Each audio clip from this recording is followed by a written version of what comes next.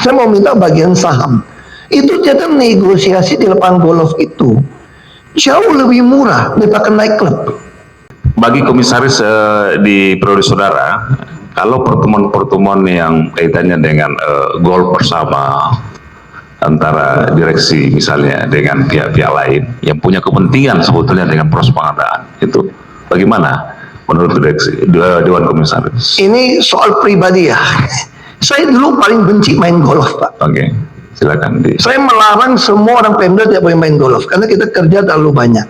Tapi ketika saya masuk ke Pertamina, saya baru menyadari semua orang minyak dari Amerika, Chevron, Exxon ngajak main golf terus. Saya kan malu, Pak, nggak bisa mukul, Pak. Saya terpaksa pergi sekolah golf supaya bisa menemani mereka. Karena misalnya saya nego dengan Exxon, saya mau minta bagian saham. Itu ternyata negosiasi di lapangan golf itu jauh lebih murah daripada naik klub. Saya kira golf adalah tempat negosiasi paling sehat, paling murah. Jemur jalan murah. Dan bayarin anggota main itu sangat murah.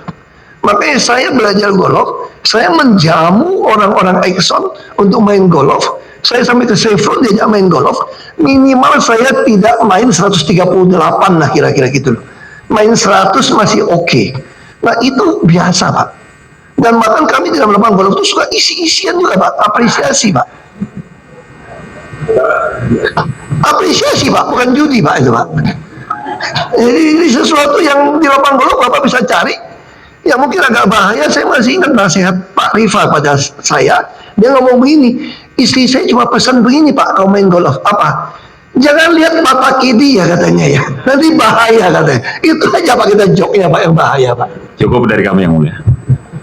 Ini saya ingin menanyakan aja ya penegasan ya. Tadi masih di poin 10 huruf A ini keterangan saudara ini ada dua nama, namanya Pak Joko Priyono dan Pak Masud Kamil, dua-duanya mantan direksi pada anak perusahaan Pertamina Holding ya, satu KPI, satu BPN. Ini istilah saudara sebut di sini yang sudah dicopot ini. Ini ada persoalan nggak dengan dua orang ini sehingga kemudian ini disebut sebagai mantan yang sudah dicopot ini? Ya.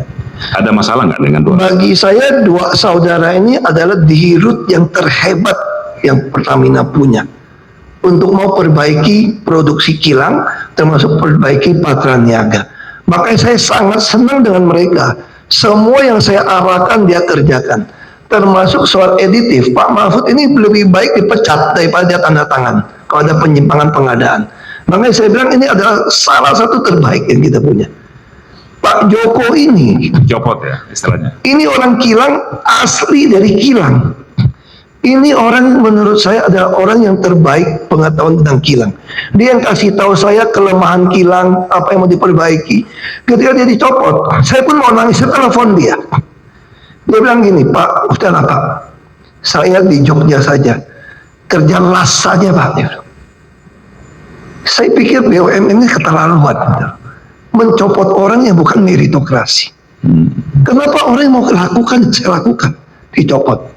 Ini orang terbaik Pak Joko itu. Makanya saya tulis dicopot. Makanya saya selalu bilang sama Pak Jaksa, kenapa saya mau lapor ke Jaksa? Periksa tuh sekalian BUMN. Periksa tuh presiden bila perlu. Kenapa orang terbaik dicopot? Oke.